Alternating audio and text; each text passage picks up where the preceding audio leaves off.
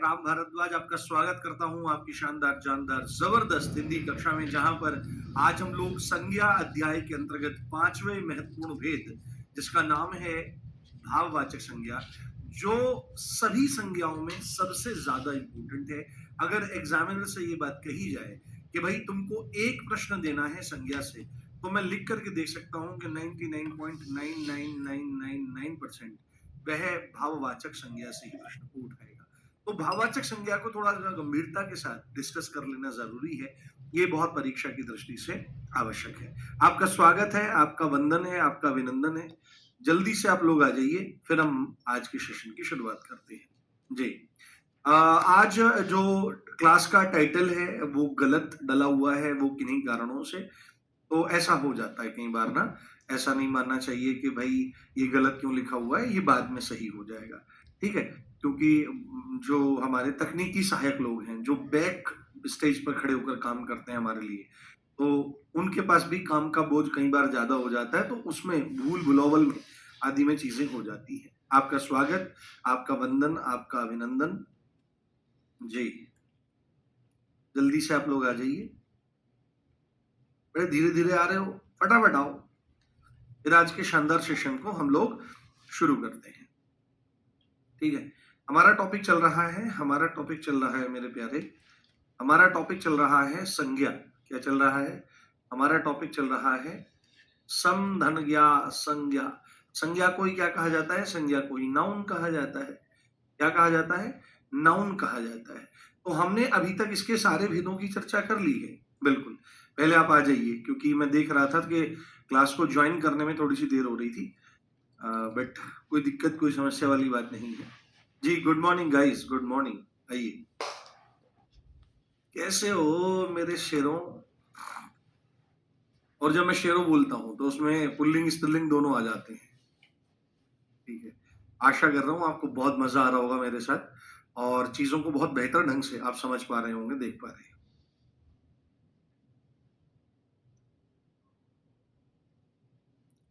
बहुत शानदार, ठीक है। तो आज हम लोग शुरू करते हैं भाववाचक संज्ञा, ठीक है। आज हम शुरू करते हैं जो हमारा पांचवा भेद है। कौन सा भेद? इसको सबसे अंत में पढ़ना ही सबसे बढ़िया रहता है, क्योंकि ये थोड़ा सा बड़ा भी है। भाववाचक संज्ञा क्या है बाबू? भाववाचक संज्ञा, भाववाचक संज्ञा, भाववाचक संज्ञा। तो सबसे पहली बात तो आपको थोड़ा सा यहाँ पर चीजें पकड़नी है, थोड़ा सा यहाँ पर चीजों को देखना है। भाववाचक संज्ञा में आप अगर पूरे के पूरे शब्द को देखोगे तो शब्द अपनी गवाही या अपने बारे में खुद बोलता हुआ दिखाई देगा। बस आपको थोड़ा सा समझ होनी चाहिए। जैसे एक वैद्य, एक हकीम का नाम बड़ा प्रसिद्ध है, लुकमान हकीम, लुकमान वैद्य, बड़ा नामचीन है ना, बड़ा नामचीन वह व्यक्ति हुआ है। तो उसके संदर्भ में एक चीज कही जाती है कि लुकमान वैद्य के सामने या लुकमान हकीम के सामने जो औषधियां थी वो बोलती थी। तो बोलने का क्या आश्रय है? अब लोग सुनेंगे, इसको सुन करके सोचेंगे ये पेड़ बोलते होंगे कि मैं इस चीज की दवाई हूं, बट नहीं। यहां पर मूल बात क्या है? यहां पर मूल बात क्या है कि लुकमान नामक व्यक्ति का जो औषधीय ज्ञान था, विज्ञान था, उस पर इतनी जबरदस्त पकड़ थी कि वो पौधों को देखते ही पहचान जाता था कि अच्छा इसके ये गुण है, ये गुण है, ये गुण है। तो शब्द भी बोल रहे हैं, भाववाचक संज्ञा जो लिखा हुआ है ये भी बोल रहा है कि मेरा मतलब क्या है। क्योंकि यहां पर संज्ञा शब्द के मायने क्या हो जाएंगे? संज्ञा शब्द के मायने हो जाएंगे नाम। वाचक का मतलब क्या होता है? वाचक का मतलब होता है बताने वाला। वाचक का मतलब क्या होता है? बताने वाला। वाचक का मतलब बताने वाला। और भाव का मतलब क्या है? भाव का मतलब, ये जो भाव है, भाव का मतलब भाव है, इसी को आप भावना की श्रेणी में रख सकते हो। किस श्रेणी में? भावना की श्रेणी में रख सकते हो। और इसी को आप फीलिंग्स कह सकते हो। क्या कह सकते हो? फीलिंग्स कह सकते हो। जैसे कोई नया नवेला लड़का होता है और 18-19 साल की उम्र हो जाती है, अब तो पहले ही हो जाता है। 18-19 साल की उम्र हो जाती है, टेस्टोस्टेरोन लेवल हाई होता है, एंड्रोजेंस जो होते हैं, मेल हार्मोन्स जिनको कहा जाता है, वो हाई होते हैं। तो वह नर मादा की तलाश में भटकने लगता है। उसकी भावनाएं एकदम चरम पर आ जाती हैं और वो कहता है किसी मादा को देख करके, किसी स्त्री को देख करके। स्त्री किसको कहते हैं? जो अपने ही समान दूसरे को जन्म दे सकती है, उसको स्त्री कहा जाता है। ये स्त्री शब्द के मायने हैं। तो वो कहता है कि मेरे मन में तुम्हारे लिए बहुत सारी फीलिंग्स हैं। तो तुरंत लड़की कहेगी कि कितनी फीलिंग्स हैं? तो लड़का तुरंत बोलने लगेगा कि मेरे मन में तुम्हारे लिए एक फीलिंग है। तपाक से रपट लगेगा। वो एक फीलिंग्स का क्या मतलब होता है? अरे बेवकूफ, तू राम सर की क्लास में नहीं गया क्या? तुझे पता होना चाहिए, हम भावनाओं को या भाव को गिन नहीं सकते। क्या नहीं कर सकते? गिन नहीं सकते हैं। भावनाओं को गिना नहीं जा सकता है, ये सबसे पहली स्पेशलिटी है। क्या है? भावनाओं को गिना नहीं जा सकता है। चलो, उसने थप्पड़ मारा, उन्होंने कहा, नहीं नहीं नहीं, एक मौका और दे मुझे, एक क्वेश्चन और पूछ कि तू मुझसे कितना प्यार करता है या कौन सी भावना तेरे मन में है, वो तू मुझे दिखा। वो कहेगा कि मेरे मन में घृणा तो है नहीं, घृणा होती तो तेरे को कूट के चला जाता अब तक मैं, प्यार ही है तेरे लिए मेरे मन में। अच्छा, प्यार है तो तू मुझे उसे दिखा। देख, यो गया मेरा प्यार तेरे लिए, है ना? यहां से ये जा रहा है प्यार। जैसे आप किसी से नफरत करते हो तो नफरत ऐसे थोड़ी है कि देख सुन, देख मैं तुझसे कितनी नफरत करता हूं, ये जा रही है, कितनी मोटी नफरत जा रही है। तो ऐसे कहीं आपने देखा है कि प्यार किसी गलियों में मंडराता फिर रहा है और नफरत किसी के छत पर चढ़ी हुई है, गुस्सा किसी के सिर पर बैठा हुआ है? नहीं ना। तो फीलिंग्स को देखा भी नहीं जा सकता। क्या नहीं हो सकता है? उनको देखा भी नहीं जा सकता, देखा भी नहीं जा सकता, है ना? देख भी नहीं सकते, देख भी नहीं सकते, देखा भी नहीं जा सकता है, देख भी नहीं सकते हैं। ठीक है, ये बात ध्यान रखनी है। मगर चलो दिखा नहीं सकते, थोड़ा छुआ के दिखा दो।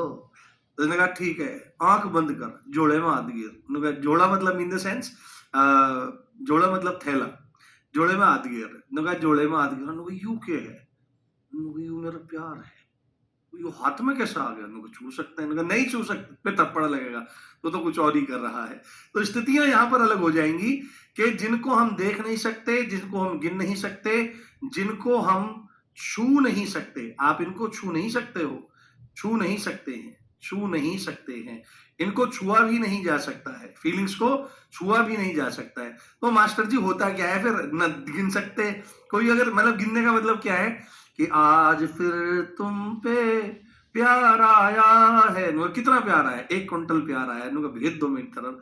तो 1 क्विंटल प्यार थोड़े ही होता है। तो आप ना गिन सकते हैं, ना उनको माप सकते हैं, ना ही आप उनको देख सकते हैं, ना ही आप उनको छू सकते हैं। तो क्या हो सकता है?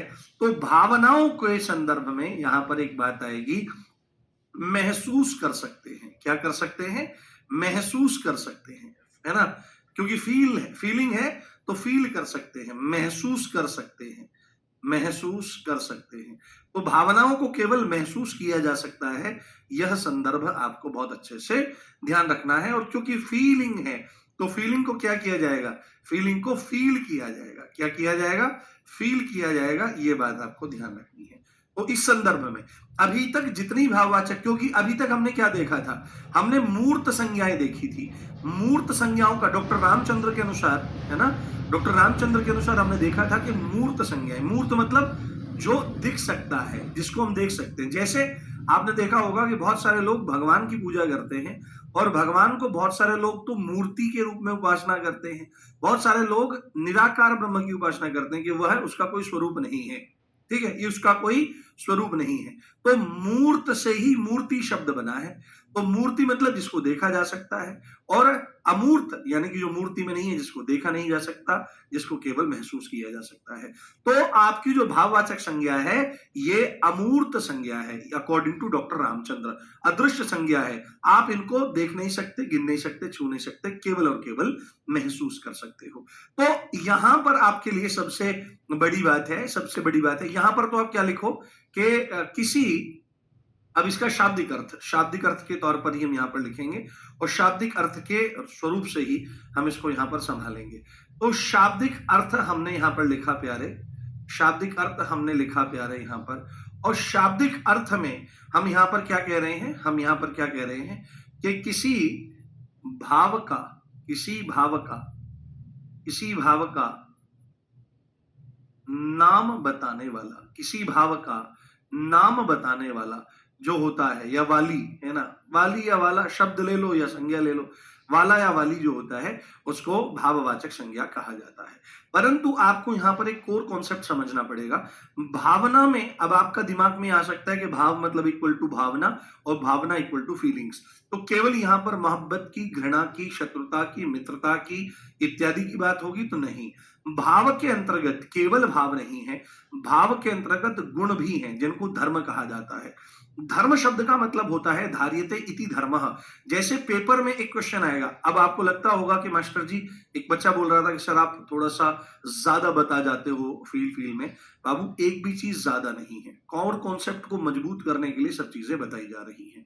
तो यहां पर आप मूल बात जाने, मूल बात समझें कि धर्म शब्द के मायने पूछता है, आपने देखा होगा काव्य शोभा करान धर्मान अलंकारन प्रचक्षेत। ये आचार्य दंडी जो संस्कृत के बहुत बड़े विद्वान हुए हैं, उन्होंने अलंकार की परिभाषा दी है।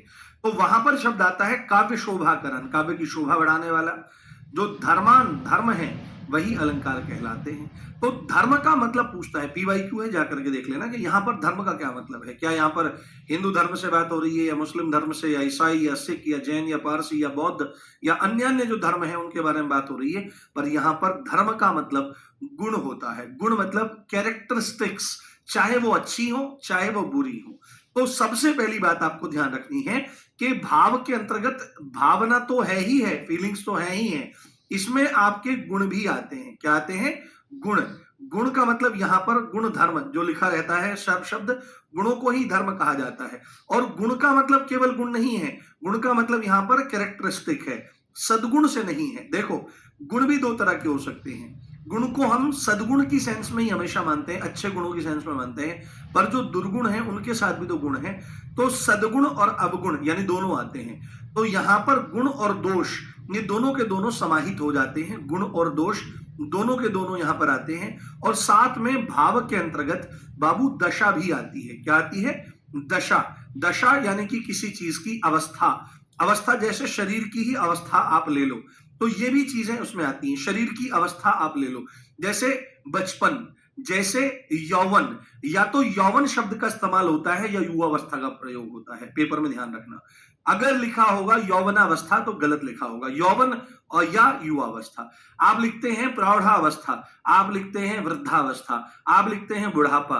भूख भी एक अवस्था है, प्यास भी एक अवस्था है, अमीरी भी एक अवस्था है, गरीबी भी एक अवस्था है। तो ये अवस्थाएं, तो भाववाचक संज्ञा के अंतर्गत केवल और केवल भावनाएं नहीं है, गुण धर्म भी हैं, दशा और अवस्थाएं भी हैं। यहीं से इसकी परिभाषा निकल चलेगी और परिभाषा को हम बहुत शानदार ढंग से लिखेंगे और आपको आनंद की अनुभूति होगी, सब कुछ क्रिस्टल क्लियर आपको हो जाएगा।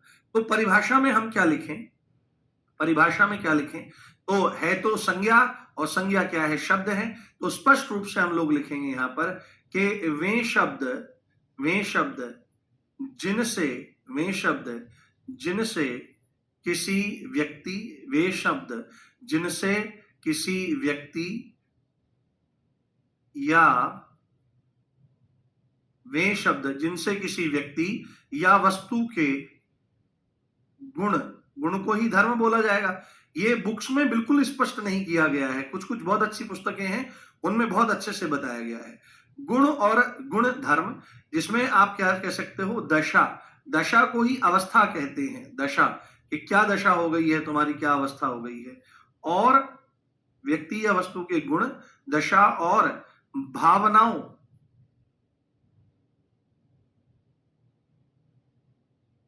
वे शब्द जिनसे किसी व्यक्ति या वस्तु के गुण, धर्म और गुण, दशा और भावनाओं का बोध होता है। भावनाओं का बोध होता है, भावनाओं का बोध होता है, भावनाओं का बोध होता है, या पता चलता है, या क्या होता है बेटे? या पता चलता है, या पता चलता है। क्या कहलाते हैं? या पता चलता है। भाववाचक संज्ञाएं कहलाते हैं। शब्दों के बारे में है तो भाववाचक संज्ञाएं कहलाते हैं, भाववाचक संज्ञाएं कहलाते हैं, भाववाचक संज्ञाएं कहलाते हैं। यह बात आपको बहुत अच्छे से ध्यान रखनी और जाननी चाहिए। ठीक है, एक बार मुझे थम्स अप करके बताओ, मजा आ गया, कॉन्सेप्ट क्लियर हो गया भाववाचक संज्ञा का। अब हम इसके एग्जाम्पल, और वो भी बहुत तरीके से। हाँ हाँ, विशेषण और भाववाचक संज्ञा। विशेषण विशेषण है, विशेषता बताता है, संज्ञा की विशेषता बताता है। अंतर क्या बताना है इसमें? जैसे आप कोई मुझे शब्द बता दो तो मैं आपको बता दूंगा। यार भाई तुम पागल हो क्या? कोई लिख रहा है अभी कि श्री ममतेश सर ने तो संज्ञा को 2 क्लास में खत्म कर दिया, तुम 3 में लेके जा, नशे करते हो क्या? आप देखो मैंने 2 घंटे अब से पहले ये संज्ञा को पढ़ाया है, पर बहुत अच्छे से पढ़ाया है। हर टीचर का अपना एक तरीका होता है। मेरे को बिना एक्सप्लेनेशन के शांति नहीं मिलती है, बट जब आप इस पूरे कोर्स को करके निकलोगे तब आप देखोगे एक एक चीज दिमाग में छपी रहेगी, और बस रिवीजन करते ही ऐसे ऐसे सामने आ जाऊंगा मैं जैसे अभी चल रहा हूं। ठीक है, अब इसके उदाहरणों की चर्चा हम लोग कर लेते हैं और बहुत शानदार तरीके से चीजों को जानने का प्रयास करते हैं। जैसे अभी गुण के अंतर्गत क्या क्या चीजें आपको देखने को मिलेगी। यहां पर हम लिखते हैं उदाहरण। क्या लिखते हैं प्यारे? उदाहरण लिखते हैं, उदाहरण। और इसके बारे में हम चर्चा बहुत गंभीरता से करेंगे क्योंकि यहां से प्रश्न बनते हैं, यहां से चीजें देखी जाती हैं। हाँ, अब देखो ध्यान से समझो, मूल बात क्या है कि इस चीज को पकड़ना चाहिए कि हम उनको देख नहीं सकते, इन चीज को मूलतः पकड़ना चाहिए। छू नहीं सकते, गिन नहीं सकते, महसूस नहीं कर, है महसूस कर सकते हैं, केवल केवल फील कर सकते हैं। तो ये हमको दिखाई नहीं देती है मैक्सिमम केसेस में। आपको ये चीज, मैक्सिमम क्या, 99.9999% केसेस में ये चीजें हैं, कहीं एक आध चीज अपवाद के तौर पर देखने के लिए मिल सकती है। जैसे उदाहरण के तौर पर हम सबसे पहले लिखें गुण संबंधी। गुण संबंधी है ना, सीधे लिखेंगे गुण संबंधी, यानी कि सद्गुण संबंधी। सद्गुण संबंधी जो भाववाचक संज्ञाएं हैं उनके नाम आप लिखें यहां पर, और उनके नामों को जानने का प्रयास करें। जैसे सौंदर्य, सौंदर्य जो होता है, या तो लिखो सौंदर्य, पेपर में अगर लिखा आ रहा है सौंदर्यता तो उसको गलत कर देना, वर्तनी की दृष्टि से गलत हो जाएगा। सौंदर्य, इसी को सुंदरता कह सकते हो, सुंदरता कह सकते हो। ठीक है, ये ध्यान रखना। तो सौंदर्य किसी का गुण हो सकता है, क्योंकि सौंदर्य एक ऐसी चीज होती है जो स्वाभाविक रूप से लुभा जाती है। और आपने देखा होगा इंस्टाग्राम पे पुरुष अगर आईडी बनाता है और स्त्री अगर आईडी बनाती है तो पुरुष के जो फॉलोवर हैं वो धीमे बढ़ते हैं, वो बहुत ज्ञान की बातें भी करता है तो धीमे बढ़ते हैं। और स्त्री अगर बेवकूफी भरी बातें भी करेगी तो ऐसा हो जाएगा, क्योंकि पुरुषों के मन में उसके सौंदर्य के प्रति आकर्षण है, तो वह आकर्षण ही आकृष्ट कर लेता है। तो सौंदर्य एक गुण होता है, और यह सौंदर्य बाहर की चमक से तो आता ही है, भीतर उठ रहे विचारों के माध्यम से भी ये सौंदर्य बाहर झलकने लगता है। तो सौंदर्य, सुंदरता। जैसे एक चीज होती है माधुर्य, मधुरता। क्या है? माधुर्य बोलो या मधुरता बोलो, तो ये एक ही है। ठीक है, इसका ध्यान रखना। जैसे एक शब्द होता है चातुर्य। क्या होता है? चातुर्य, इसी को चतुरता कहा जाता है। अरे भाई बहुत चतुरता है इसमें, तो बड़ा चातुर्य है इसमें। तो ये गुण संबंधी है। पेपर में इसमें डायरेक्ट पूछेगा सौंदर्य है, सुंदरता है, माधुर्य है, मधुरता है, चातुर्य है, चतुरता है, क्या कॉन्सेप्ट है, तो बताना है ये गुण संबंधी आपके हैं। उसके बाद जैसे बुद्धिमत्ता। क्या है? बुद्धिमत्ता, अरे बड़ा बुद्धिमान है, बुद्धिमान शब्द विशेषण हो जाएगा बुद्धिमत्ता। बुद्धिमान दिखाई दे सकता है, ठीक है, बुद्धिमान, भाई बुद्धिमान है, दिखाई दे रहा है, बुद्धिमती है, दिखाई दे रही है, परंतु बुद्धिमत्ता यानी कि विजडम जो है, विजडम क्या दिखाई देती है, सबसे बड़ा कॉन्सेप्ट यही है आपका। उसके बाद बुद्धिमत्ता हो जाएगा। उसके बाद यहां पर आप शब्द लगा सकते हो अच्छाई, तो अच्छाई गुण में आता है, अच्छाई गुण में आता है। उसके बाद आप लिखेंगे ईमानदारी, तो honesty is the best policy, ये वाला। तो आदि आदि शब्द जो हैं ये गुण संबंधी भाववाचक संज्ञा है। ओके, उसके बाद जब गुण की चर्चा हम लोग यहां पर कर रहे हैं तो हम यहां पर दोष संबंधी चर्चा भी कर लेते हैं कि दोष संबंधी जो हमारी भाववाचक संज्ञाएं हैं वो कौन कौन सी हो जाएंगी। तो बाबू इनको थोड़ा सा गंभीरता से देखें, दोष क्या क्या हो सकते हैं। हाँ, दोष हमारे क्या हो सकते हैं, तो बुराई, बुराई, बुरा से बना बुराई। ये अभी हमको पता लगेगा कि 5 प्रकार के शब्दों से, किससे, 5 प्रकार के शब्दों से भाववाचक संज्ञा का निर्माण होता हुआ देखा जाता है। तो उसी में आपका बुरा, बुरा है, भला है, जैसा भी है, मेरा पति मेरा देवता, मेरा पति नहीं, लड़कियों का पति, जो भी होगा महिलाओं का पति, है ना, मेरा पति तो अच्छा ही है ना, मेरो पति कौन, जाके मोर मुकुट मेरो पति सोई, ये कहती है। तो बुरा शब्द जो विशेषण है उससे बना बुराई, तो ये अवगुण में आपका आ जाता है बुराई। ठीक है, उसके बाद इसमें आ जाता है लड़ाई, लड़ाई आ जाता है। जैसे एक इसमें जब वहां पर सौंदर्य आया, सुंदरता आया, तो यहां पर आया कुरूपता। क्या आया? कुरूपता। तो कुरूपता शब्द, कुरूपता मतलब देखने में बड़ा अजीब लगता है, हालांकि देखो सब कुछ परमात्मा का ही बनाया हुआ है। कोई बहुत सुंदर होवे, चाहे कोई बहुत बदसूरत होवे, है तो परमात्मा का बनाया हुआ, अपने आप में विशिष्ट है। परंतु जिसमें लावण्यता अधिक होती है, देखो एक शब्द होता है लावण्य, मैं लिखता हूं, देखो एक शब्द होता है लावण्य, लावण्य, और इसी इसी के सामने अगर स उपसर्ग लगा दिया जाता है तो ये सलावण्य बन जाता है, और ये तत्सम शब्द है सलावण्य, और इसी का रूप बदल करके सलोना हो गया। तो सांवरा सलोना, सलोना किसको कहते हैं? सलोना कहा जाता है उसको जिसको आप जब दूसरी बार देखें, मतलब पिछली बार से जब नेक्स्ट टाइम देख रहे हैं तो हर बार वो सुंदर लगे। जैसे मैंने आपको अभी देखा, आप मुझे बड़े प्यारे लगे, मैंने आपको 10 मिनट बाद देखा, आप पिछली बार से प्यारे लगे। मतलब जितनी बार भी मैं आपको देखता चला जाऊं, आप पिछली बार की अपेक्षा ज्यादा अच्छे लगते हुए दिखाई दे जाएं। तो सलावण्य और सलोना हो जाता है, ठीक है। तो बुराई, लड़ाई, कुरूपता, उसके बाद और क्या हो जाएगा, और क्या हो जाएगा, गंभीरता देखें, और उसके बाद आ जाएगा स्वाद संबंधी। स्वाद संबंधी जो है आपकी, ये सब गुण के भीतर ही आएंगे, धर्म है ना, ये धर्म गुण धर्म के भीतर आएंगे सबके सभी। तो स्वाद संबंधी, तो स्वाद कैसा हो सकता है किसी भी चीज का, तो कहेगा भाई इसमें तो बड़ी खटास है भाई, ठीक है। आप अगर आंवला खा लो, तो आंवला जो होता है विटामिन सी का रिच सोर्स होता है। अगर आप अपने रंग को बहुत साफ करना चाहते हैं तो बाहर से ये लीपापोती मत किया करो, बाहर से ले भाई फेयर एंड हैंडसम, ले भाई यो लगा वो लगा, एक आंवला सुबह ही खा लिया करो। जब आंवले का मौसम है, एक आंवला सुबह ही खा लो, पेट साफ रहेगा, मन प्रसन्न रहेगा, कब्ज नहीं होगा, उम्र नहीं बढ़ेगी, एंटी एजिंग वो उसमें प्रॉपर्टी है, और स्किन जो है वह विटामिन सी की वजह से निखरती चली आएगी। जब आंवला उपलब्ध नहीं है, हरा आंवला उपलब्ध नहीं है, तब उसका चूरन ले लो, त्रिफला ले लो दूध के साथ में, खूब आनंद होगा। तो उसके लिए बाहर से कुछ लगाने की जरूरत नहीं, तो उसको खाते हैं बड़ी खटास लगती है। और भाई कुछ मीठा खा लो, तो भाई इसमें तो मिठास ही नहीं है, गन्ने में मिठास नहीं है। तो स्वाद संबंध के आधार पर खटास और मिठास, और पेपर में आने वाला शब्द है एक एक, एक क्वेश्चन आएगा और डायरेक्ट आपको 2 नंबर दे करके जाएगा। पेपर में क्वेश्चन किस तरह पूछेगा, वह पूछने का प्रयास करेगा कि मिठास क्या है, भाववाचक संज्ञा है, और आपका व्यक्तिवाचक है, जातिवाचक है, समूहवाचक है। तो आपको तुरंत इस चीज को नोटिस करना है कि सर ने स्वाद संबंधी बताया है, और क्या कहीं पर मिठास देखी जा सकती है, खटास नहीं। आप टेस्ट करोगे, फील कर सकते हो, you can feel it, but you can't see it, you can't touch it, you can't count it. तो इस चीज को ध्यान रखो। उसके बाद आगे हमारा क्या है, माप संबंधी, माप, माप तौल संबंधी, माप संबंधी, माप संबंधी हमारा आ जाएगा। तो माप संबंधी में आपको क्या लिख लेना है प्यारे, माप संबंधी में आपको लिख लेना है, जैसे लंबाई, क्या आ गया, लंबाई माप में आ गई, जैसे चौड़ाई, जैसे लंबाई हो गया, चौड़ाई हो गया, ऊंचाई हो गया, क्या हो गया, ऊंचाई हो गया, जैसे गहराई, कि तुम्हारी आंखों में बहुत गहराई है, अरे पढ़ ले रहे, गहराई वहराई सब निकल जाएगी।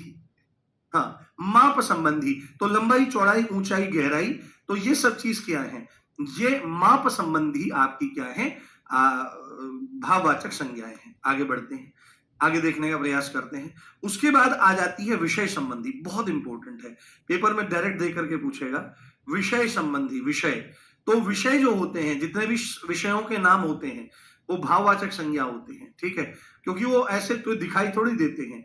जैसे इसमें इतिहास शब्द आ जाता है, क्या आ जाता है, जैसे इसमें इतिहास शब्द आ गया, जैसे भूगोल, ये शब्द देगा और सीधे आपसे पूछेगा कि भाई इतिहास जो शब्द, इतिहास शब्द जो है ये क्या है, ये आपको बोलना पड़ेगा, भाववाचक संज्ञा है।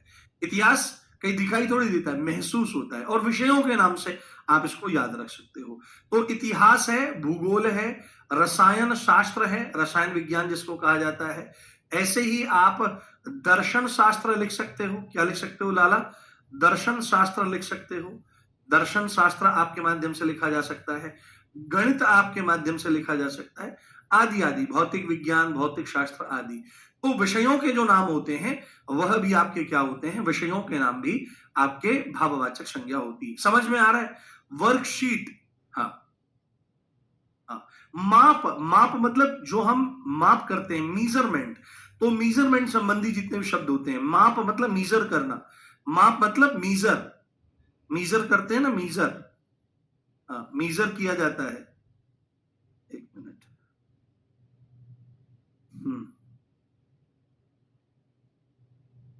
मेजरमेंट किया जाता है, माप, मपाई।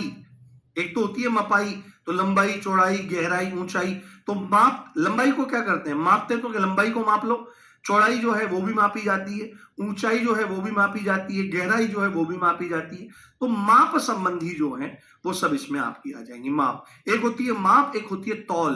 तौल क्या होती है, तौल मतलब क्या है आपका, जिसको आप किलो में, टन्स में, इत्यादि इत्यादि में करके लेके चलते हैं, उसको तौल इत्यादि कहा जाता है। उसके बाद गति संबंधी क्या आ जाएगा हमारा, गति संबंधी आ जाएगा, गति। तो गति से संबंधित जो शब्द हैं वो भी शब्द क्या होते हैं, वो सब भाववाचक संज्ञाएं होती हैं, गति संबंधी। तो इनमें से आप देखो, सब चीज को नोटिस करते रहो, इनमें से आप किसी को देख नहीं सकते।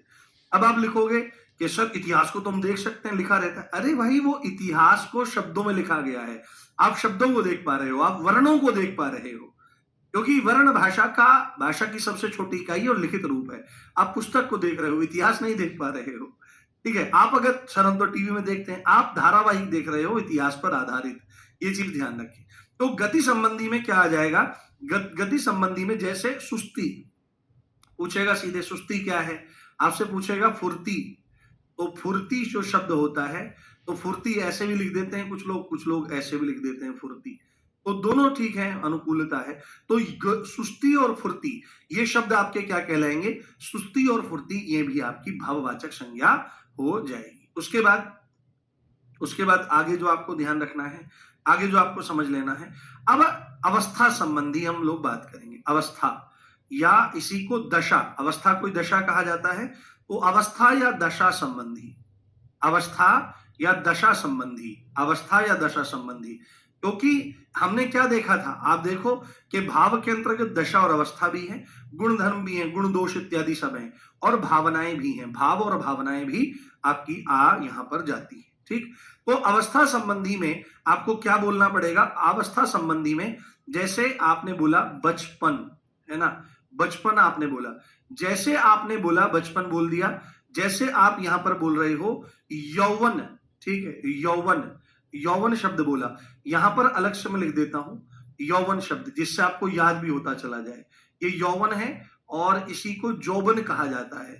ये तत्सम शब्द हैं, ये कौन से हैं, ये तत्सम शब्द हैं, इधर ये तत्सम शब्द हैं और ये तद्भव शब्द हैं, और ये पेपर में आने वाले शब्द हैं, इसलिए मैं इनको हाथ के हाथ साइड में नोट कराता चला जाऊंगा, जहां जहां पर जो जरूरी होगा तो आपको याद हो जाएंगे। जब परीक्षा के समय हम इन चीजों को देखेंगे या जब इन टॉपिक्स को पढ़ेंगे, तब ये चीजें आपको बहुत अच्छे से समझ में आएंगी।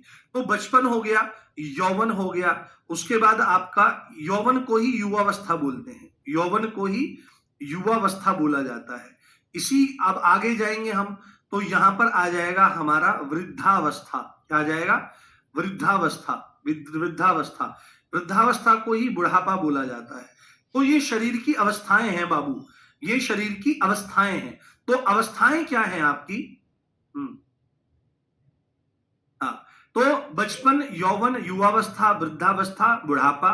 उसके बाद देखो जैसे अमीरी होता है, अमीरी, अमीरी भी एक अवस्था है। अमीर जो शब्द है वो विशेषण है, अमीर आदमी, विशेषण पर जब जाएंगे तो और क्लियर हो जाएगा।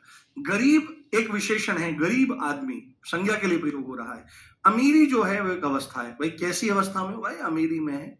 और कबीर जी से किसी ने पूछा कि वो कैसी अवस्था में हो, तो भाई गरीबी में है, फकीरी में है। क्यों आप फकीरी में हो, उन्होंने तुरंत कहा कि जो सुख पावेगा राम भजन में, सो सुख ना ही अमीरी में, मनवा लागू मेरो यार फकीरी में। कभी गा करके मैं इसको सुनाऊंगा, आपको बताऊंगा। तो यहां पर फकीरी आ सकता है, यहां पर गरीबी आ सकता है। भूख जो शब्द है, भूख, भूख जो शब्द है, भूख, और जो प्यास आदि ये हैं, ये भी अवस्थाएं ही आपकी होती हैं। इस चीज को आपको ध्यान रखना चाहिए। तो बचपन, यौवन या युवावस्था, वृद्धावस्था या बुढ़ापा, अमीरी, फकीरी, गरीबी, भूख, प्यास आदि, ये अवस्था और दशाजन्य जो शब्द हैं वो भाववाचक संज्ञा में आपके आ जाएंगे। उसके बाद हमारा आ जाएगा भाव या भावना, जिसको आप भाव या भावना कह रहे हो, फीलिंग्स कह रहे हो प्रॉपर, तो भावना संबंधी आपके आ जाएंगे।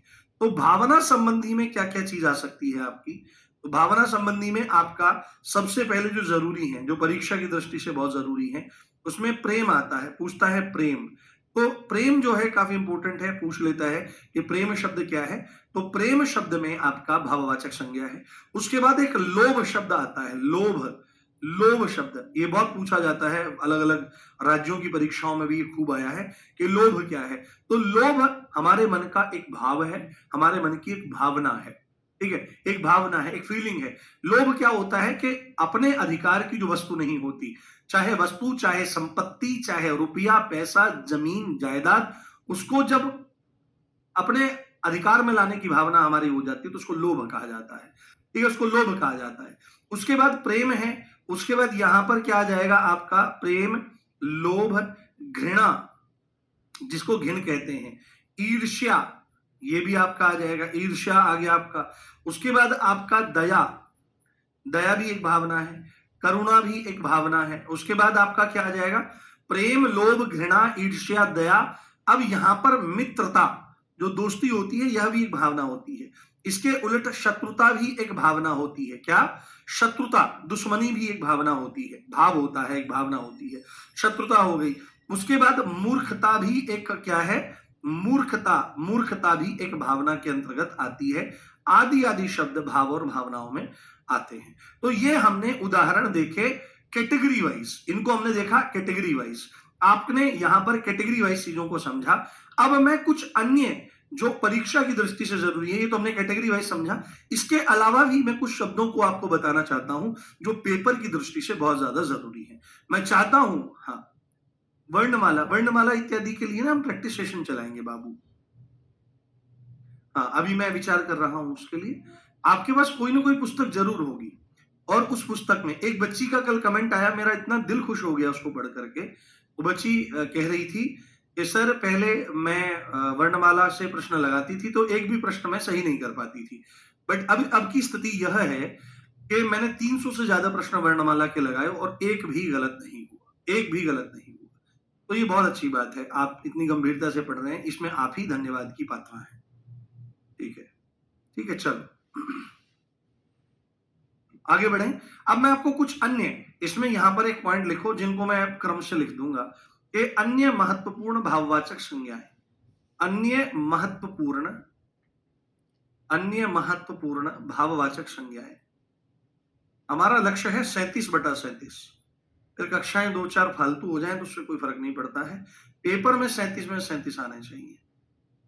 संज्ञाएं, ठीक है, संज्ञाएं, भाववाचक संज्ञाएं, ठीक है, अन्य महत्वपूर्ण भाववाचक संज्ञाएं।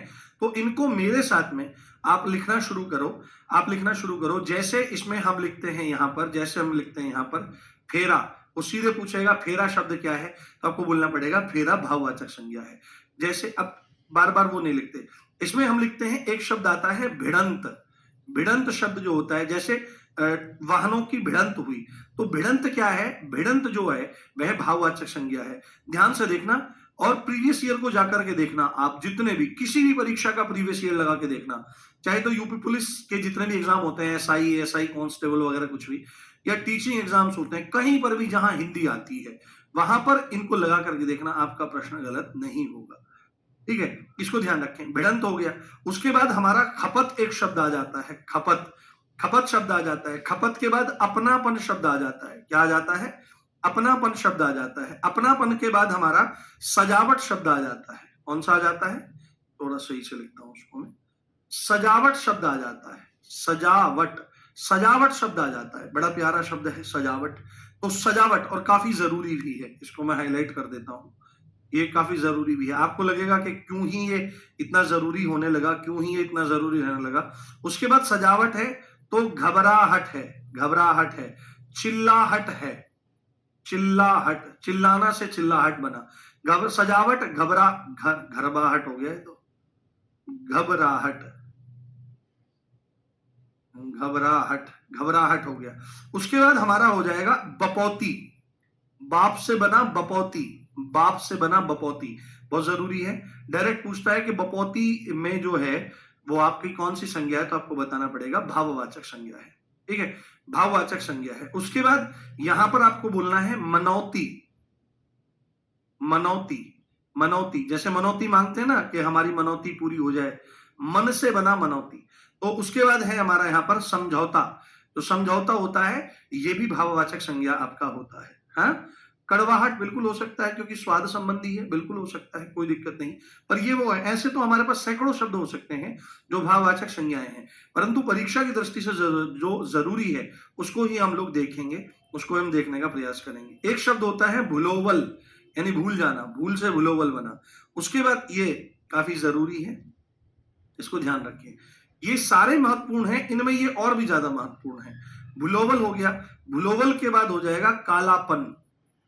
अगर लिखोगे काला, अगर लिखोगे काला, तो काला तो क्या होता है, विशेषण होता है, क्योंकि गुणवाचक विशेषण के अंतर्गत रंग भी आते हैं और रंग में काला रंग होता है, तो काला।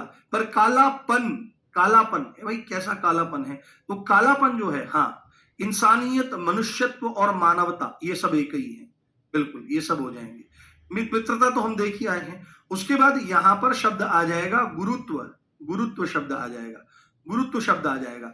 उसके बाद यहां पर शब्द जैसे किसने बोला अभी, मनुष्यत्व, तो या तो मनुष्यत्व बोल दो, मनुष्यत्व को ही मानवता बोला जाता है, और इसी को अगर उर्दू में बोलोगे तो इसी को इंसानियत बोला जाता है। क्या बोला जाता है, इंसानियत आपका बोल दिया जाता है, यह बात ध्यान रखें।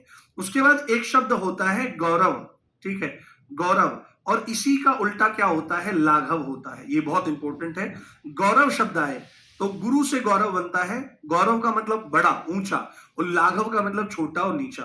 और ये बहुत इंपॉर्टेंट क्या है, ये बहुत इंपॉर्टेंट विलोम शब्द भी हैं, ये विलोम शब्द भी हैं, ये दोनों बहुत इंपॉर्टेंट विलोम शब्द भी हैं, और ये दोनों की दोनों भाववाचक संज्ञाएं भी हैं, ये दोनों की दोनों भाववाचक संज्ञाएं भी हैं, भाववाचक संज्ञाएं भी हैं। यह बात आप ध्यान रखें, गौरव और लाघव। उसके बाद हमारा यहां पर शब्द आ जाएगा, जैसे हमने लिखा परिश्रम, तो परिश्रम शब्द जो है यह आपका भाववाचक संज्ञा है। उसके बाद इसमें आ जाएगा मोटापा, आप लिखें मोटापा, तो मोटापा भी हमारा क्या आ जाता है, भाववाचक संज्ञा में। और अब अंत में इसमें हम लिखें एकता, या इसी को हम लिखेंगे एकत्व। तो ये सब हमारी भाववाचक संज्ञा है, जिनको आपको ध्यान रख लेना है, जिनको आपको समझ लेना है। ये नोट कर लो आप, फिर हम आगे बढ़ते हैं। हाँ,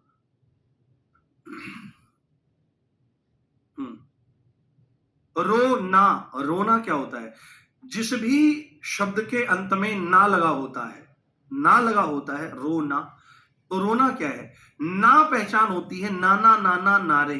तो ये नाना नाना नारे क्या होता है, जब धातु के साथ में ना जुड़ जाता है तो उससे क्रिया का निर्माण होता है, क्योंकि क्रिया का मूल रूप क्या होता है, धातु होता है।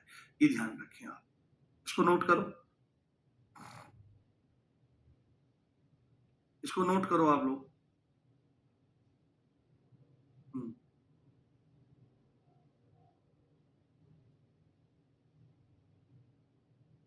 ठीक है, चले आगे। एक बार मुझे बताओ, बस अब इसमें एक कॉन्सेप्ट रह गया है हमारा, भाववाचक संज्ञाओं का निर्माण।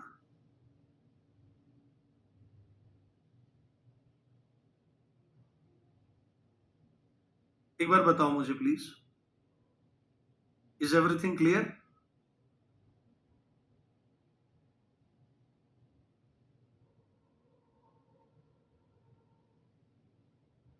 नेक्स्ट, जी जू मालिक, जो आप कहें, जो आपकी सेवा में, ठीक है।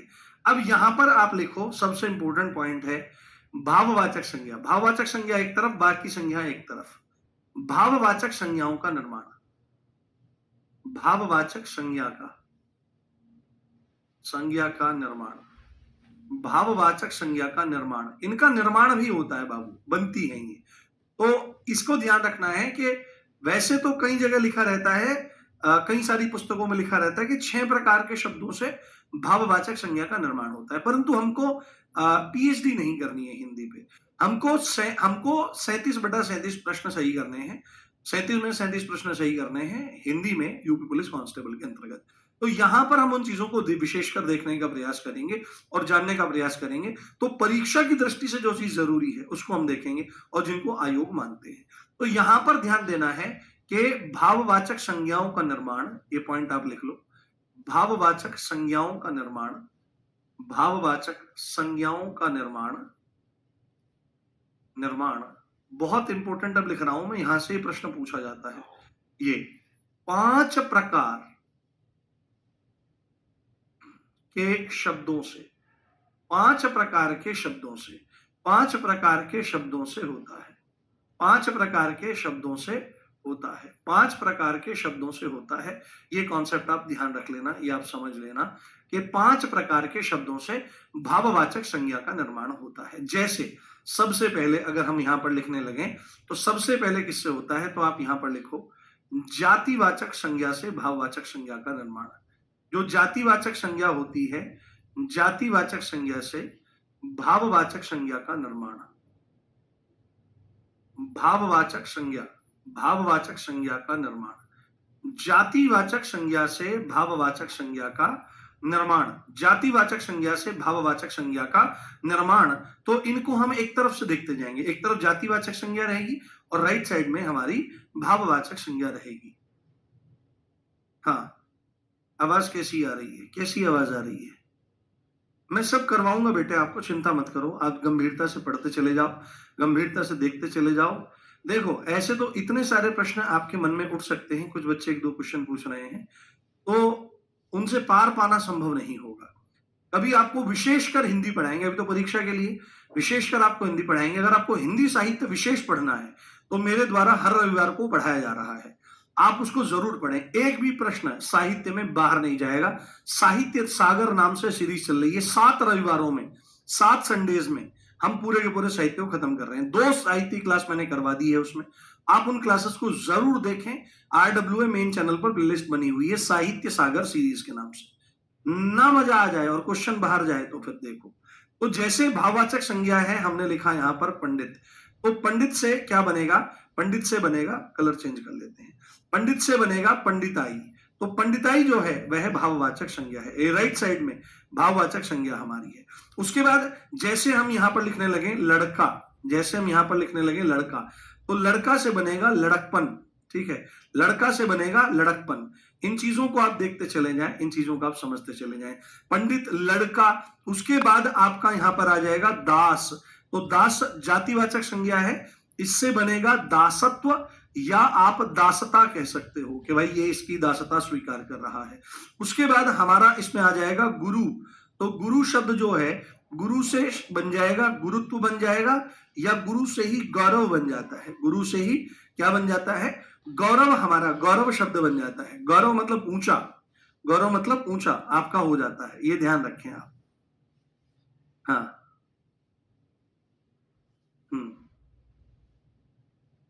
पढ़ने पे कम ध्यान है आपका, इधर उधर ज्यादा बातें कर रहे हो, ऐसा काम मत करो। उसके बाद हमारा क्या आ जाता है, उसके बाद हमारा शब्द आ जाता है बूढ़ा। तो बूढ़ा से हमारा क्या बन जाएगा, बुढ़ापा, बूढ़ा से हमारा बुढ़ापा बन जाएगा। उसके बाद हमारा शब्द आ जाएगा यहां पर भक्त। तो भक्त से क्या बन जाएगा, भक्त से भक्ति। तो भक्ति पूछे, देखो आपको इतने सारे शब्द पता लग गए हैं कि पेपर में बाहर नहीं जा सकता प्रश्न। तो पंडिताई, लड़कपन, दासत्व, गुरुत्व, बुढ़ापा, भक्ति, हालांकि इनमें से कुछ को हमने देख लिया है, पर अब निर्माण की दृष्टि से हम इनको देखने का प्रयास कर रहे हैं। जैसे किसान होता है, तो किसान से बना किसानी, किसान से बना क्या, किसानी। तो किसान एक जातिवाचक संज्ञा है, ये सब की सब लेफ्ट में जातिवाचक संज्ञा है, उनसे भाववाचक संज्ञा का निर्माण हो रहा है। और यहां पर हमने लिखा मानव, तो मानव से बना मानवता, मानवता शब्द हमारा बन करके तैयार हो गया। तो जातिवाचक संज्ञा से भाववाचक संज्ञा के लिए ये कुछ महत्वपूर्ण शब्द हैं जिनको आपको गंभीरता से देखना और गंभीरता से समझना चाहिए। हाँ हाँ, पेपर में पूछे गौरव कौन सी संज्ञा है, तो भाववाचक संज्ञा बतानी है। ये सब भाववाचक संज्ञा है ना राइट साइड में, इतना तो आपको भी ज्ञान हो गया होगा कि कौन सी वो है। मैं लिख देता हूं, तुम कभी घूमते फिरते फिरो, यहां पर लिख देता हूं जाति, ठीक है, जिससे आपको पता लगे। और यहां पर लिख देता हूं भाव, ये फिर से जाति है इधर, और यहां पर है ये भाव। कभी तुम परेशान हो जाओ इस चीज में। उसके बाद हमारा अब जातिवाचक संज्ञा से, कई बार व्यक्तिवाचक संज्ञा से बताता है, बट उसको हम यहाँ पर काउंट नहीं करेंगे और उसको आपको उलझाने का प्रयास में नहीं करूंगा। उसके बाद दूसरे नंबर पर जो आता है सर्वनाम से, किससे, सर्वनाम से, सर्वनाम से भाववाचक संज्ञा का निर्माण। सर्वनाम से भाववाचक संज्ञा का निर्माण, सर्वनाम से भाववाचक संज्ञा का निर्माण हमको यहां पर देखना है, हमको यहां पर समझना है। तो इधर लिखते हैं सर्वनाम, इधर लिखते हैं सर्वनाम और इधर लिखते हैं भाववाचक संज्ञा, भाववाचक संज्ञा, इधर लिखते हैं भाववाचक संज्ञा। तो यहां पर आप देखने का प्रयास करो, सर्वनाम में मम आ जाता है, मम मतलब मेरा, तो मम से ममता का निर्माण होता है, और इसी को अगर आप विशुद्ध तत्सम शब्द देखें, संस्कृत में देखें, तो मम से ही ममत्व बन जाता है आपका। उसके बाद जैसे आप यहां पर लिखें अपना, तो अपना से ही क्या बनेगा, अपनत्व बन जाएगा, अपनापन बना सकते हो आप, या इसी को अपनत्व कह सकते हो कि मेरा आप में बहुत अपनत्व है। तो ये अपनापन जो होता है ये बहुत कम जगह पर देखने को मिलता है, और आज के समय में तो विशेषकर। हाँ, नहीं हो जाएगा, ये तो अब हो जाएगा, 5 मिनट में पूरा हो जाएगा। आज तो 5 मिनट बात करूंगा तुमसे, मैं बहुत दिन हो गए जब से कोर्स चला है, तुमसे बात ही नहीं कर पाया हूं मैं अब तक। उसके बाद यहां पर आ जाएगा हमारा निज शब्द, निज मतलब निज भी अपना ही होता है, तो यहां पर निज से निजता शब्द हो जाएगा बाबू, और यहां पर उसी से निजत्व शब्द भी आपका बन जाएगा। ठीक है, तो मम से ममता या ममत्व, अपना से अपनापन या अपनत्व, निज से निजता और निजत्व, ये शब्द हमारे निर्मित हो जाते हैं सर्वनाम से। ठीक है, उसके बाद तीसरे नंबर पर हमारा आता है विशेषण से, तीसरे नंबर पर विशेषण से भाववाचक संज्ञा का निर्माण, विशेषण से भाववाचक संज्ञा, विशेषण से भाववाचक संज्ञा का निर्माण, विशेषण से भाववाचक संज्ञा का निर्माण आपको देखना है। तो एक तरफ हम विशेषण लिख देते हैं, एक तरफ विशेषण लिख देते हैं, और एक तरफ लिख देते हैं भाववाचक संज्ञा, एक तरफ लिख देते हैं भाववाचक संज्ञा, एक तरफ भाववाचक संज्ञा लिख देते हैं। जैसे आप गंभीरता से देखें, जैसे यहां पर शब्द आया सर्द, ये सर्द रात है ना, ये आपने सुना है शेर, ये सर्द रात, ये मायूसी, हम भी अपने शहर होते तो घर चले जाते, ऐसा कुछ है, संभवतः दूसरी पंक्ति गड़बड़ हो सकती है। ये सर्द रात, तो सर्द से बनेगा सर्दी, है ना, सर्द से बना सर्दी, तो सर्दी जो शब्द है ये भाववाचक संज्ञा है। मैंने माइक बंद कर लिया था जिससे आपके कानों को अनावश्यक हानि ना हो जाए। सर्द से बन जाएगा हमारा सर्दी। उसके बाद हमारे पास आ जाएगा नम्र, नम्र मतलब बहुत शालीन, तो नम्र से हमारे सामने बन जाएगा नम्रता, नम्रता, नम्रता बन गया। उसके बाद हमारे पास आ जाएगा, जैसे हमने लिखा अमीर, तो अमीर से बना अमीरी, अमीर से बना अमीरी, अमीर से बन गया अमीरी। गरीब, इसको हटा देते हैं, इससे डाउट क्लियर हो सकता है। उसके बाद हमारा यहां पर आ गया गरीब, तो गरीब से क्या आ जाएगा, गरीबी, गरीबी शब्द बन गया। उसके बाद हमने लिखा यहां पर फकीर, तो फकीर से आ जाएगा फकीरी। ये सब क्या है, लेफ्ट साइड में हमारे आपकी विशेषण है, ये जो लिखे हुए हैं सारे के सारे। उसके बाद हम यहां पर लिखें आपका चतुर, तो चतुर से आ जाएगा चतुरता या चातुर्य, चतुरता या चातुर्य, चतुरता या चातुर्य। उसके बाद हमारा यहां पर क्या आ जाएगा, हमारा यहां पर आ जाएगा सरल, सरल, सरल, तो सरल से हमारे पास शब्द बन जाएगा सरलता, क्या बन जाएगा, सरलता। इसको इधर देखें, इसको थोड़ा लेफ्ट ले आए, इससे कुछ अन्य शब्द भी मैं आपको बता पाऊं, समझा पाऊं। अगेन यहां पर विशेषण और सामने भाववाचक संज्ञा, सामने भाववाचक संज्ञा। ठीक, तो ये हो गया सरल हमारा। सरल के बाद हमारा आ जाएगा वीर, वीर हमने लिखा, तो वीर से बनेगा हमारा वीरता, वीरता। उसके बाद हमने यहां पर लिखा आलस्य, क्या लिखा बाबू, आलस्य, तो ये हो जाएगा आलसी, आलसी, आलसी से आलस्य हमारा बन जाएगा, आलस्य। तो पेपर में आए वीरता क्या है, आलस्य क्या है, आपको बोलना पड़ेगा भाववाचक संज्ञा है, यह बात आपको ध्यान रखनी है।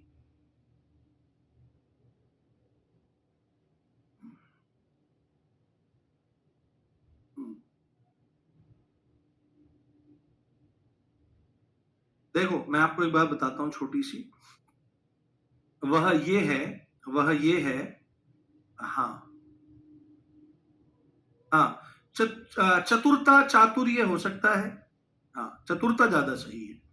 उसके बाद हमारा है यहां पर धीर, धीर, धीर से धैर्य शब्द हो जाएगा, धीर से धैर्य शब्द हो जाएगा। उसके बाद हमारा यहां पर क्या है, बुरा, तो बुरा से क्या हो जाएगा, बुरा से बुराई, बुरा से बुराई, और इधर हम लिखते हैं भला, भला, तो भला से भलाई शब्द हमारा बन जाएगा। तो पेपर में इसमें से कुछ भी आए आपको सही कर देना है। ये विशेषण से भाववाचक संज्ञाओं का निर्माण है, यह बात आपको समझ लेनी है। क्लियर हो रहा है आपका? बहुत शानदार मेरे दोस्तों। इसमें क्या है कि निर्माण हो रहा है, सर्द, सर्द को हमने सर्दी किया तो विशेषण से भाववाचक बन गया। गरीब, अब देखो विशेषण क्या होता है, विशेषण होता है जो विशेष आपकी संज्ञा या सर्वनाम की विशेषता बताए। तो जैसे गरीब आदमी, पर आप गरीबी आदमी नहीं बोल सकते हो, ठीक है? कहीं सुना है आपने गरीबी आदमी? आपने देखा होगा कि फकीर आदमी, फकीरी आदमी नहीं सुना होगा। आपने चतुर आदमी सुना होगा, आपने चतुरता आदमी नहीं सुना होगा। ये सब क्या है, ये सब भाववाचक संज्ञाएं हैं, इनको आपको ध्यान रखना है। उसके बाद हमारा चौथे नंबर पर आ जाता है कौन सा, चौथे नंबर पर आ जाता है क्रिया से। क्योंकि 5 मिनट बचे हैं तो हमको ये पूरा करना है। क्रिया से भाववाचक संज्ञा का निर्माण, क्रिया से भाववाचक संज्ञा का निर्माण, क्रिया से भाववाचक संज्ञा का निर्माण। क्रिया से कैसे होता है, तो कौन कौन से शब्द हैं जो क्रिया से भाववाचक संज्ञा बन रही है? तो एक तरफ हम लिख लेंगे यहां पर क्रिया, और एक तरफ हम यहां पर लिख लेंगे भाववाचक संज्ञा। क्या लिख लेंगे बाबू? भाववाचक संज्ञा हम यहां पर लिख देंगे। जैसे, अब ध्यान से देखें आप, जैसे इसमें आपका आ जाएगा डरना, डरना, तो डरना से डर बन गया हमारी भाववाचक संज्ञा। जैसे हमारा यहां पर आ जाएगा जीतना, जीतना, जीतना से जीत शब्द हमारा बन जाएगा, जीतना से जीत जो हमारा बना, ये भाववाचक संज्ञा है। क्रिया की पहचान ये होती है सबसे बड़ी कि उनके अंत में ना लगा रहता है। क्या लगा रहता है? ना लगा रहता है। देखो जीतना, डरना, ना, ये सब लगा रहता है। उसके बाद हमारा हो जाएगा चढ़ना, तो चढ़ना क्या है, चढ़ना से चढ़ाई हो जाएगा, चढ़ाई, चढ़ना से चढ़ाई आपका शब्द बन जाएगा। उसके बाद मारना, मारना से मार नामक शब्द बन जाएगा। उसके बाद हमारा आ जाएगा सजाना, सजाना, तो सजाना से सजावट नामक हमारा शब्द बन जाएगा जो भाववाचक संज्ञा होगा। उसके बाद आप देखो यहां पर गंभीरता से लिखना, लिखना, तो लिखना से लिखावट शब्द बन जाएगा। क्या बन जाएगा? लिखावट बन जाएगा। और उसके बाद गिरना, तो गिरना से क्या हो जाएगा? गिरावट हो जाएगा, कि भाई मेरे को तो गिरावट हो रही है, मेरे को तो समस्या हो रही है, तो आदि आदि। तो आप सब में नोटिस करने की कोशिश करो, जितने भी आपकी क्रियाएं हैं उन सब के अंत में ना है, और उनसे निर्माण हो रहा है आपका किसका? भाववाचक संज्ञा का निर्माण आपको देखने के लिए मिल रहा है। अब ये बन कैसे रहे हैं, इनके बारे में अगर चर्चा करनी हो तो फिर बहुत गंभीर चर्चा चाहिए, फिर तो साल भर का समय चाहिए हिंदी को पूरा समझने के लिए। पर अगर परीक्षा की दृष्टि से देखना है तो इतने में ही हमको संतोष करना पड़ेगा। और पांचवा है अव्यय से। किससे है? अव्यय। अव्यय को ही अविकारी शब्द कहा जाता है, ये मैंने आपको बता दिया है पहले ही। अविकारी शब्द जिसमें कभी भी कोई परिवर्तन नहीं होता स्वयं में।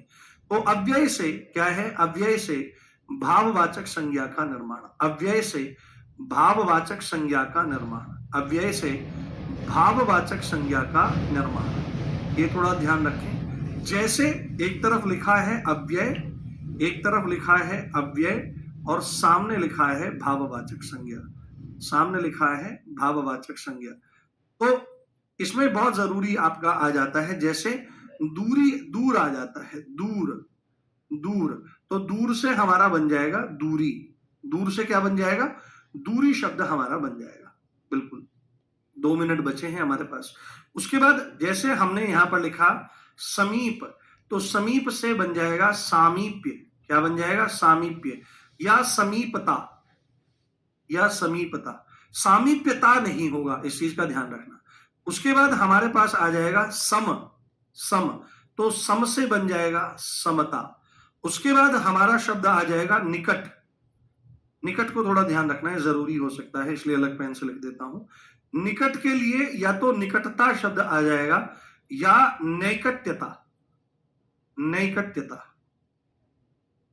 नैकट्यता, नैकट्यता, नैकट्यता हमारा शब्द बन जाएगा और दिखाई देगा। ठीक है, नैकट्यता हमारा बन जाएगा। तो निकटता या नैकट्यता दोनों एक ही चीज है, परंतु फॉर्मेट अलग अलग है। उसके बाद ऊपर, ऊपर, तो ऊपर से हमारा बन जाएगा ऊपरी। क्या बन जाएगा? ऊपरी बन जाएगा। और अंतिम पॉइंट मैं आपको बताने जा रहा हूं, वो है क्या? वो है मिथ्या, और मिथ्या से हमारा बन जाएगा मिथ्यात्व। मिथ्या किसको कहते हैं? मिथ्या कहा जाता है झूठ को। झूठ को, झूठ को मिथ्या कहते हैं, ये इसका अर्थ होता है। तो ये हमारा अव्यय से भाववाचक संज्ञा का निर्माण होते हुए देखा जाता है। ठीक है सर, अब बात कर लो। हाँ, अब करेंगे बात करते हैं बात। तो ये हमने पूरी की पूरी भाववाचक संज्ञा को बहुत डिटेल से पढ़ा, देखने का प्रयास किया। अव्यय से निर्माण होता है, क्रिया से निर्माण होता है, विशेषण से निर्माण होता है, सर्वनाम से निर्माण होता है, और जातिवाचक संज्ञा से निर्माण होता है। 5 प्रकार के शब्दों से हमने बहुत डिटेल से भाववाचक संज्ञा को घंटे भर में डिस्कस किया। और आप देखो, हमने कोई भी इधर उधर की बात जरा सी भी नहीं करी, और पूरा भाववाचक संज्ञा आपको समझ में आ गया हो। समझ में आ गया भाववाचक संज्ञा? एक बार बताइए। निकटतम जो है वो क्या चीज है? निकट, निकटतर, निकटतम, ये विशेषण की अवस्थाएं हैं। ये सब समझ में आएगा। रुको, धीरे धीरे धीरे धीरे चलो, सब चीज समझ में आएगी। हाँ, वर्कशीट, वर्कशीट का क्या है? वर्कशीट आपके पास पुस्तक होगी, उसमें लगाइए क्वेश्चन। आप हिंदी में कौन वर्कशीट देता है भाई? चलिए, अपना ध्यान रखिए, खूब प्रसन्न रहिए। कल हम पढ़ेंगे संज्ञा के ही जो रूप हैं, लिंग, वचन और कारक। ये संज्ञा के ही रूप होते हैं। लिंग का काम होता है पुरुष और स्त्री जाति का बोध कराना, यानी संज्ञा का वह रूप जिससे किसी व्यक्ति या वस्तु के पुरुष या स्त्री जाति होने का बोध होता है। वचन से संज्ञा का वह रूप जिससे उनकी संख्या का पता लगता है। और कारक क्या होता है? कारक जिसका क्रिया से संबंध होता है, क्रिया का, संज्ञा का ऐसा रूप। तो पहले इन तीनों को समझेंगे, फिर सर्वनाम पर जाएंगे, और फिर क्रिया, विशेषण, अव्यय, पूरा ऐसे ऐसे बढ़ते चले जाएंगे। बहुत मजा आने वाला है। आप मेरे साथ लगे रहिए और चीजों को जानते रहिए। इसी बात के साथ आप देख रहे थे मुझे, मेरा नाम है राम भारद्वाज। मिलते हैं कल लिंग नामक अध्याय के साथ। जय हिंद, जय Bharat, love you all guys, bye.